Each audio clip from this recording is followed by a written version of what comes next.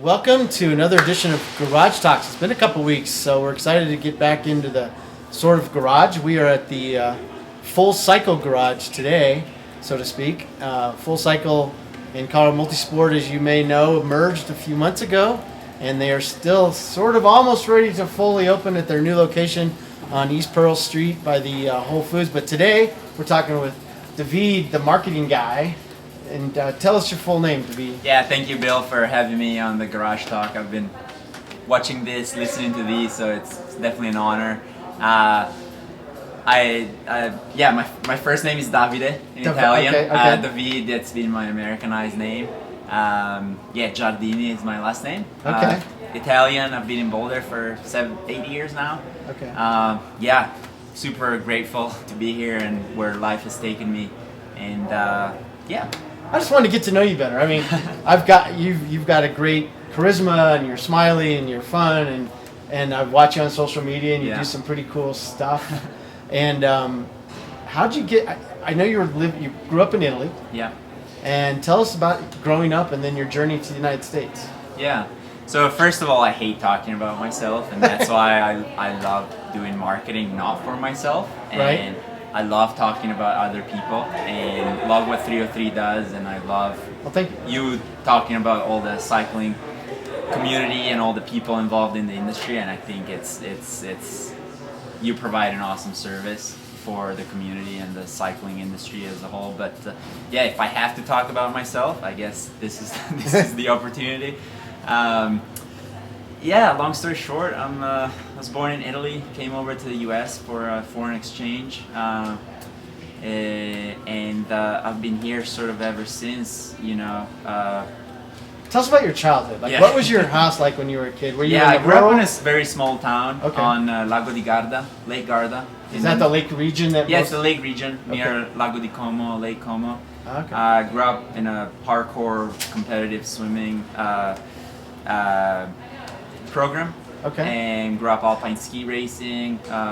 My brothers have been on the Italian ski team, national ski team, and endurance sports have always been sort of part of my background, as well as windsurfing and kite surfing. And was that on the lakes? That's on the lake. Yeah. I've lived sort of the life of my dream until now, and probably haven't been holding down a stable job all this time, but it's just funny how life it all comes around. So who were childhood heroes of yours? Were there skiers? Were they soccer players? Who were you sort of really aspiring to? On the windsurfing side, there's this legend called Robbie Nash. He's a windsurfing, kite surfing legend that's from Oahu, from the island of Oahu, where I also resided for a bit and worked for a couple of years. Oh, wow. Ski racing, it's been part of my family's blood. So all the Italian ski racers, Tomba and yes. Girardelli, all the old school racers. But my family, I guess I'm super grateful for them. They've never really, while they've wanted to give me the discipline that sports provide, they've always wanted sort of, they never wanted me to idolize sports. Really? Just always, I come from a very academic family, so you wouldn't tell that about me, but I just love sports, and they've come to define me, and that's why I love my job right now. I love the cycling industry. Were you a Cipollini fan or somebody like that? I would ride my bike all over, as Italians do. Yeah. And I would watch the Giro, it would come through my hometown.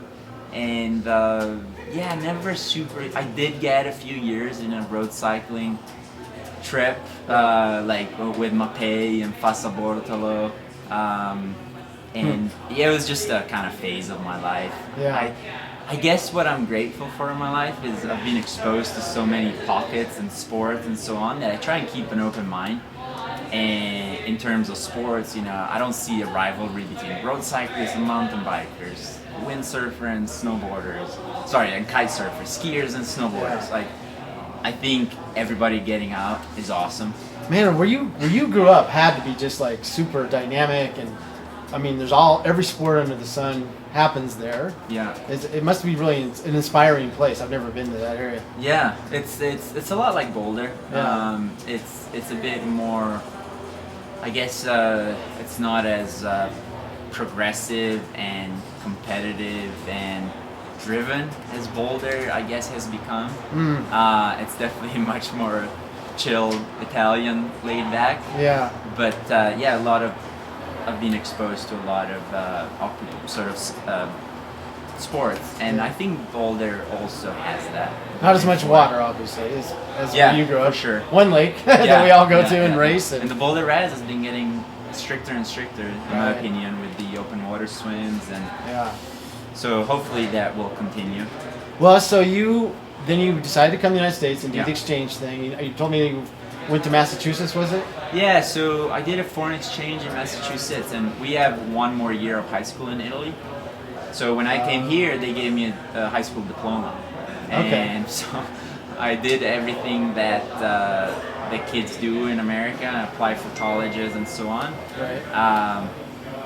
Got into this school in Rhode Island called Roger Williams University. And I swam, I think it was D2 or D3 program. Mostly did it to meet people. Okay. But because I swam for 15 years prior to that at a high level, it was a piece of cake. So when did you start kind of doing triathlon? Triathlons, so after I graduated college in Rhode Island, I got a job in Honolulu, Hawaii. Okay. And I got there, and I guess with my Italian heritage, I wanted to ride everywhere. So I would ride into work. I would swim, in the ocean prior to work, and then afterwards, it was my first 9 to 5 after college, and I had so much pent up stress that I needed to go for a run around Diamond Head. Okay. So I lived at Kaimana Beach, and that's where the original Ironman started. Yeah. And I met, every day my coworkers they couldn't believe that I was doing a sprint triathlon every day, pretty much. and I had no clue what triathlon was at the time. Really? Yeah. So there's this awesome shop over there owned by a Brazilian called Boca Hawaii. Okay. They would organize all the local races, similar to Lance Without Limits. And so they were a huge help. They would loan me race wheels, and I started the local racing scene there. I met one pro whose name is Timothy Marr. I've heard that name, but he got 10th, I think, at Ironman Hawaii, Kona, many moons ago. Right. But I thought he was the coolest person, surfer guy. Right. And really inspiring. He was living life to the fullest. And just Hawaiian surfer guy that happened to be a badass endurance athlete and a pro triathlete. Right. And started sort of. I was always getting second to him on the small Oahu triathlon scene, and Boulder kind of came on the map for me. Connected with Mike Ricci on the CU Tri team, and it's Mike Ricci. I owe it to him. I was going to ask you about that. Yeah, and that's why we live 2 houses down from each other. Okay. And it's just funny how just life is crazy like that. If you just put yourself a bit out there, I feel like things kind of come to you. So Mike Ricci, how did you connect with Mike specifically? Yeah, so at the time I was working in Hawaii and hated my job. I felt trapped in this 9 to 5, and I felt like there's more to life, Yeah. And I had this Timothy Marr was sort of my inspiration to like defy sort of what one's path has to be and say, hey, there's another way to do things. And I connected with Mike. Tim brought up Boulder. Okay. Tim brought up Boulder, and he said, everybody at the time, Ken Dye was the big star. Boom Boom. Oh yeah.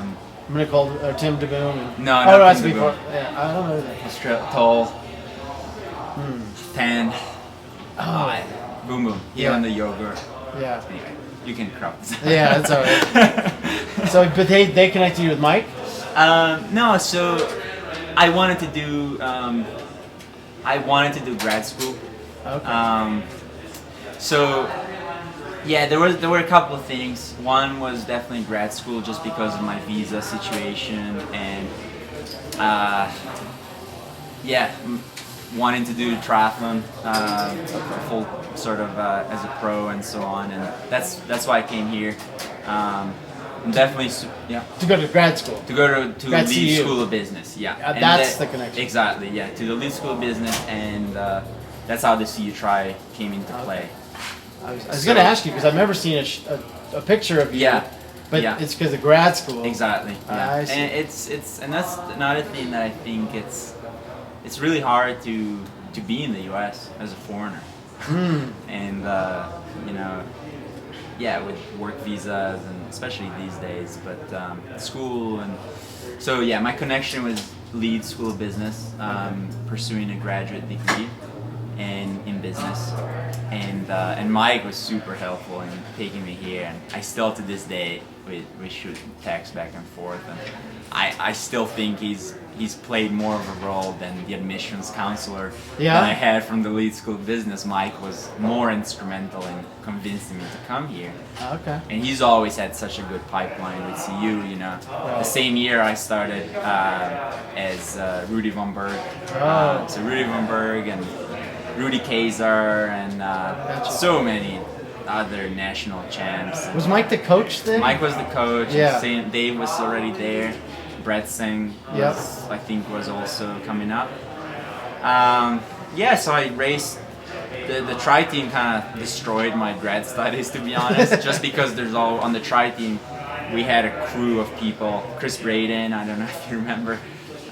We had a crew of people that was so motivated to just take it to the next level. Got it. And we would train with Tyler Butterfield and Tim Don and Leon Griffin and all those at FAC where Dave was coaching. And you know, to me, that was Boulder was all about. Right. Maybe it's not how it is anymore. I don't know, maybe I'm out of the scene myself. I think it still is. It still is. Yeah. I mean, you know, you've got the Sam Longs and the Chris Liefermans and the Rudy Von Bergs, all Matt Hansen, who's now in Castle Rock, but they're all top, competing at top levels. They're all vying for the Collins Cup, and they're all local. Yeah, and I think what has changed has been everybody's so doing their own thing.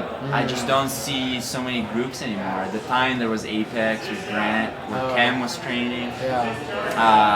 I mean, Greg Bennett was here. It was just like life straight out of a triathlete magazine. Yeah, I mean, there's a little bit of a rallying point at Rally. At Rally and FAC at the time, and then CAC kind of came about. Yeah, I guess at the time I hadn't peeled behind the curtain. I was still living the dream of like, I just want to turn pro and live this lifestyle, and then, yeah, it's a brutal lifestyle. And you did turn pro. I did turn pro for 2014 to 2017. Mostly I never had paying sponsors. I would go around sort of paycheck to paycheck from race to race, and at the time the 5150 series stopped, IB and all that, and my swim bike background definitely made me suited for 70.3, and then 70.3 just kind of, it became the next Olympic distance. Did you consider ITU? Did you look at that at all? I was always a terrible runner. Because you're swimming. Yeah, no, definitely swimming. I was always up there. I was always leading out the water with Andy Potts and Ben Canute and all the top swimmers in the world, Lagerstrom and. But you didn't quite have the speed to do the ITU. I never had the run speed. The run speed, Chris Brainer at the time, my friend from CU Tri, he was also working with the USAT to be sort of a domestique, so a swim biker that would get the runners up there and would help them on the bike. USAT tried that in 2015, I think. It was the Rio test event. And yeah, it was just cool to be sucked into all that area. And I've always kept a foot in the real world, just because I never liked talking too much about myself and being a pro athlete, especially now, but it was starting to be a couple of years ago, was all about marketing. So I grew up very humble. Sort of my parents have instilled that in me. And so that never came easy to me. So it's funny. I work with Russ Chandler, the owner of Full Cycle, on the side through a cycling marketing agency in town called Catalyst Communication. Oh, you're with Catalyst. And I believe, actually, I found that job through the 303 cycling job portal. That's what you told me. Yeah. Lynn was in here the other day, and it's just kind of funny. Like, Boulder is such a small town in the cycling industry, and I love it. So you came to Full Cycle. When did you become full time at Full Cycle? Gosh, I don't know if I'm full time already, but might as well be. I don't know. It's a fun environment. I kind of make it. I love what Russ has been building, and I've seen it grow from when Russ bought it in 2016, when he put in the tune-up tap room, and just sort of all the evolution, and now with Colorado Multisport, and that brings back my past as a triathlete. And it's been awesome, working with folks like Ryan Ignatz, who's a world-class fitter. And at the same time, we at Full Cycle have some sort of national renowned enduro coaches that coach for Boulder junior cycling, and everybody's just so top-notch, as Boulder is in a lot of its pockets. And I like that my job is trying to bring awareness to all these individuals. Well, you were on the cover of the magazine that you're now awarded Best Bike Shop in Boulder again. Boulder Best Bike Shop. We're super thankful for everybody that voted for Full Cycle and Colorado Multisport for 3 years in a row. So now it's definitely becoming a coveted award.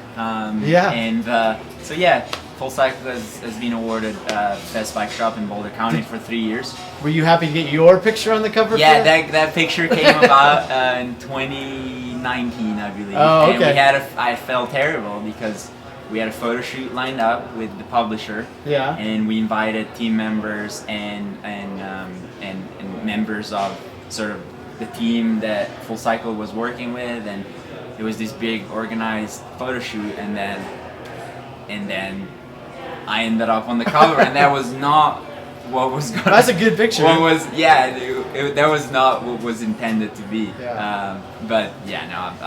It's been a great working relationship with them, and they do a great job. Well, you have a good presence, and it's clear that you just love being active in sports and people, and what else? I mean, you love to ski, right? I mean, I saw some great videos of you in the powder just recently, and talk about some of your skiing and some of your favorite places to go. So the skiing it's been my past. Alpine ski racing in the Dolomites and in the Alps of Europe, and